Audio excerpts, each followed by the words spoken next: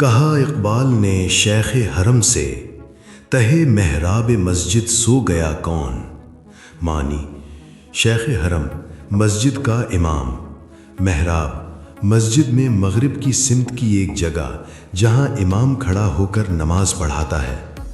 تہے محراب مسجد، مسجد کی محراب کے نیچے۔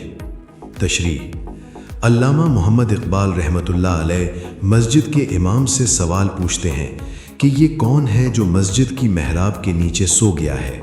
یعنی آج مسلمان نے صرف نماز روزے کو دین سمجھ لیا ہے، اور اس طرح وہ اسلام کو دنیا پر غالب لانے کی عملی کوششوں سے بالکل کنارہ کش ہے، جبکہ ہمارے پیارے آخری نبی حضرت محمد صلی اللہ علیہ وسلم نے عبادات بھی کیں اور اللہ کی راہ میں جہاد بھی کیا، اور قیامت تک آنے والے مسلمانوں کو بتایا کہ اسلام مسجدوں میں بیٹھنے سے نہیں بلکہ جہاد کر کے عملی کوششوں سے پھیلا۔